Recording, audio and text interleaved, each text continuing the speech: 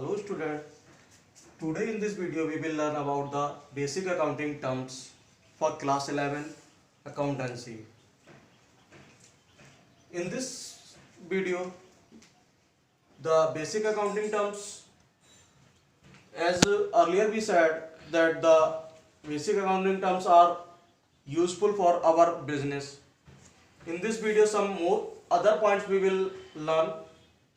First point है हमारा debtors.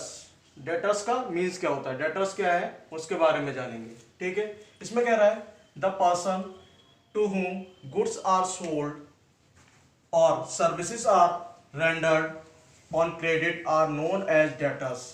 कहने का मीन्स क्या है, डेटर्स हमारा वो पर्सन है जिनको हम गुड्स सोल्ड करते हैं क्रेडिट पर और क्रेडिट सर्विस प्रोवाइड कराते हैं. ठीक है, उनको क्रेडिट सर्विस फैसिलिटेट करते हैं. ठीक है, उसके लिए उस टाइम में हम कोई भी वैल्यू चार्ज नहीं कर रहे हैं, इन फ्यूचर चार्ज करेंगे. ठीक है, तो उस टाइम में हम जब उसको क्रेडिट पे गुड्स सोल्ड कर रहे हैं या फिर हम कोई भी सर्विस उसको प्रोवाइड करा रहे हैं और उससे पैसा नहीं ले रहे हैं, तो वो हमारे लिए क्या बन जाएगा, डेटर्स. डेटर्स का मीन्स होता है देनदार.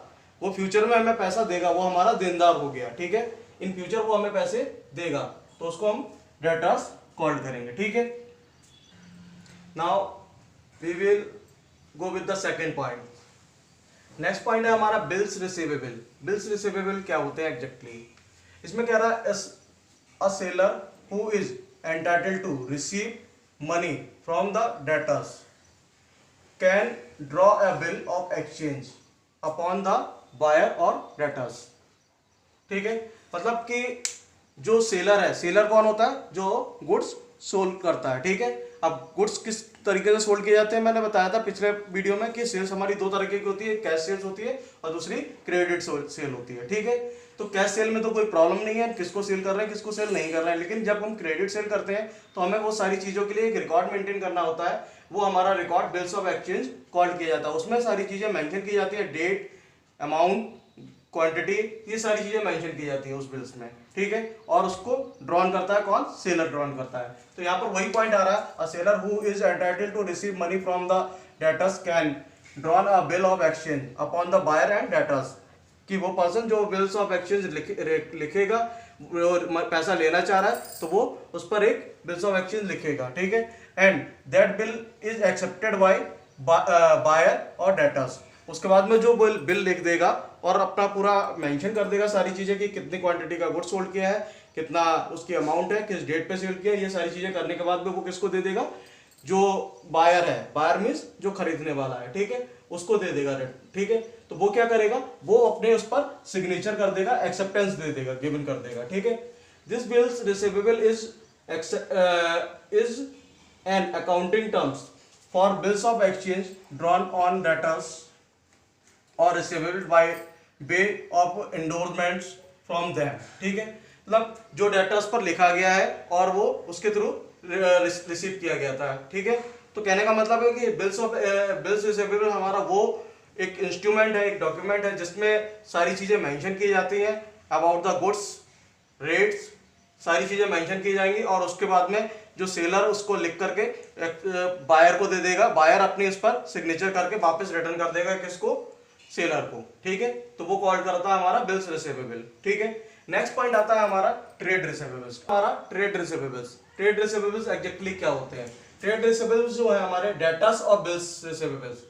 इसमें कह रहा है the amount from debtors and bills receivables BR is jointly termed as trade receivables. अब इन दोनों को अगर हम उसको करके चलें तो यहाँ पर हमारे अगर हेडिंग आएगा तो वो ट्रेड रिसीवेबल्स हेडिंग मेंशन करेंगे. जब दोनों चीजें मेंशन होंगी तो किस हेडिंग के अंडर आएंगे, ट्रेड रिसीवेबल्स के अंदर. तो सीधा सीधा सा बोला है ना, amount due from the debtors and bills receivable BR is jointly termed as trade receivables. तो इन दोनों को जॉइंटली हम जब कर देंगे तब वो क्या माना जाएगा, ट्रेड रिसीवेबल्स अज्यूम किए जाएंगे, उसको ट्रेड रिसीवेबल्स लेकर के चलेंगे. ठीक है, इसी तरह से नेक्स्ट पॉइंट आता है हमारा क्रेडिटर्स. अब डेटर्स के बारे में हमने क्या कहा था, डेटर्स हमारे वो पर्सन है जो कि हमने उनको गुड्स क्रेडिट पर सोल्ड किया था और वो हमें इन फ्यूचर पैसा देंगे. ठीक है, या कोई भी सर्विस प्रोवाइड कराई थी तो इन फ्यूचर वो पैसा देंगे. इसी तरह से हमारे क्रेडिटर्स होते हैं. जैसे हम किसी को गुड्स क्रेडिट पर सोल्ड करते हैं वैसे ही हम भी किसी से गुड्स क्रेडिट पर परचेज करते हैं. दोज पर्संस फ्रॉम हुम गुड्स हैव बीन परचेज, मतलब अब ये हम अपने लिए बात कर रहे हैं कि ये वो व्यक्ति है, क्रेडिटर्स वो व्यक्ति हैं जिनसे हमने गुड्स परचेज किया है, और service proceeds on procured on credit, मतलब उनसे सर्विस ली है क्रेडिट पर, and payment has not been made to them so far are known as creditors. और उनको उसके लिए हमने जो भी सर्विस ली है, जो भी गुड्स परचेज किया है क्रेडिट पर, उनको हमने उसके लिए कोई भी अमाउंट पेड नहीं किया है, ठीक है। तो वो हमसे कब लेंगे, फ्यूचर में वो पैसा लेंगे, तो वो हमारे कौन बन जाएंगे, क्रेडिटर्स बन जाएंगे। क्रेडिटर्स का मतलब होता है लेनदार, वो हमसे पैसा लेंगे, ठीक है। नाउ नेक्स्ट पॉइंट आता है हमारा बिल्स पेबल। बिल्स पेबल जैसा हमारा बिल्स ऑफ एक्सचेंज होता है, और मैंने उसमें बताया था कि ये किसके थ्रू, सेलर के थ्रू लिखा जाता है, परचेजर के थ्रू एक्सेप्ट किया जाता है। तो यहाँ पर सेलर हमारा ये हो गया, ठीक है, और परचेजर हमारा ये हो गया, ठीक है, परचेजर ये हो गया। अब इस व्यक्ति ने, ऐसे एग्जांपल ले लो, ए सेलर है और बी परचेजर है, ठीक है। ए ने बिल लिखा और बी ने उस पर एक्सेप्टेंस गिवन कर दी, क्लियर है ये।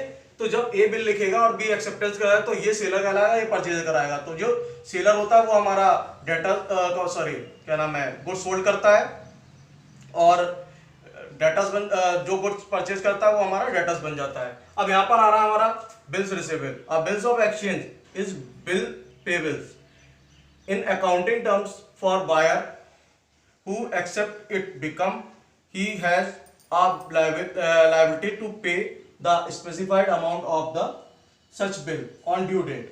कहने का मतलब है कि जो बायर है वो बिल्स पेबल के लिए वो होगा, सेलर ने बिल लिखा था, बायर ने उस पर एक्सेप्टेंस की थी, तो वो उसके लिए बायर के लिए क्या बन जाएगा, बिल्स पेबल बन जाएगा, जो भी बिल ड्रॉ किया गया था, ठीक है। और उसने उस पर अपने एक्सेप्टेंस ये गिवन की थी कि जो भी अमाउंट बन रहा है वो हम फ्यूचर में पेमेंट करेंगे, ठीक है। तो उसके लिए क्या बन जाएगा, बिल्स पेबल बन जाएगा, किसके लिए, बायर के लिए, ठीक है। अब नेक्स्ट पॉइंट आता है हमारा trade payables. Trade payables exactly क्या होता है, जैसा हमने उसमें ऊपर वाले पॉइंट में पढ़ा था कि डेटर्स और बिल्स रिसीवेबल दोनों को ज्वाइंटली कर देते हैं तो हमारा ट्रेड रिसीवेबल्स बन जाता है। इसी तरह से हमारा क्रेडिटर्स और बिल्स पेबल दोनों को हम ज्वाइंटली कर देंगे तो वो बन जाएगा हमारा ट्रेड पेबल्स। इसमें कह रहा है the amount due to creditors and for bills payable PP is jointly termed as trade payables. इन दोनों को ज्वाइंटली करेंगे तो वो हमारी क्या माने जाएगा, ट्रेड पेबल्स माने जाएंगे। तो कहने का मीन्स क्या है कि ये हमारी बेसिक अकाउंटिंग टर्म्स हैं, इनके बेसिस पर हम अपने फ्यूचर जो भी अकाउंट्स मेंटेन करते हैं इन्हीं सारी चीजों के बेसिस पर सॉल्व करते हैं।